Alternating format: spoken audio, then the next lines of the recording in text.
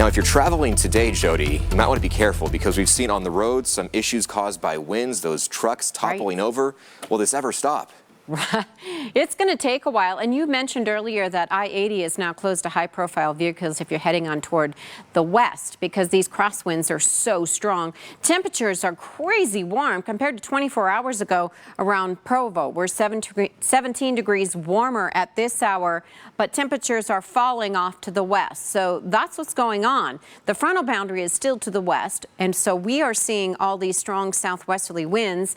The clouds now trying to lower over the mountains, and as the cold front approaches, the precip will fire up in places like Alta in those high mountains, initially with high snow levels, 9,000 feet or so, will lower through the evening and overnight hours, and we'll get a good hit of snow. In fact, we could get 1 to 2 inches an hour for a time late tonight, tomorrow morning. This cold front rose through late afternoon, gusting to 70 miles an hour in the west deserts. Then the winds will subside behind that frontal boundary, and we're looking at potentially a foot of snow and maybe 1 to 2 inches of valley rain. We've got 60s up and down the Wasatch Front with a strong south-southeasterly wind in Salt Lake, and the winds are even strong as far as the gusts are concerned.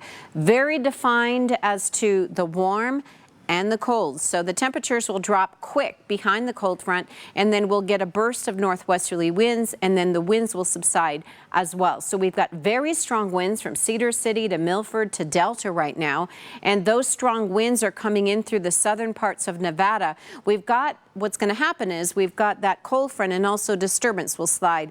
And it'll come out of Nevada and it'll move to the east and push that cold front very quickly on toward the east. And then we're going to shut down the winds. So we've got no precipitation to speak of until probably around 6 o'clock this evening. And then through the overnight hours, we're talking all snow in the mountains, should stay a rain-snow mix in the valleys. Heaviest snow tonight through about midday tomorrow. And then the snow will continue on and off through the day tomorrow in the mountains. And then maybe with a little bit of cool air mixed in on Wednesday morning, we may see one more shot of snow in the mountains. The rest of us will just be looking at cooler temperatures. High wind warnings, the mustard colors. This is through 9 o'clock. The wind advisories are in effect throughout the Wasatch Front, and the weather advisories actually kick in later this evening through tomorrow for all of the mountains as the storm comes through.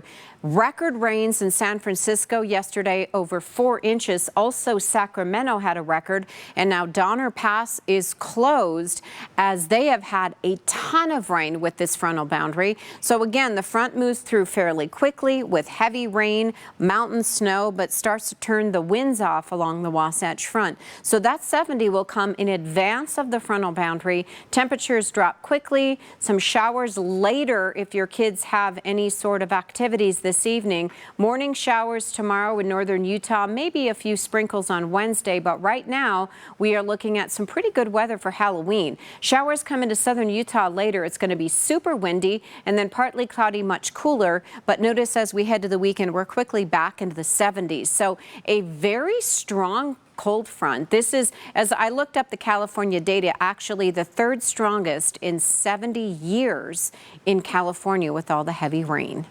Wow, what a storm. And so early in the season, hopefully more storms on the way, but not with all the wind that we're seeing. Yeah, I know. We can do without the wind. That's not good. All right, Jody, thanks so much.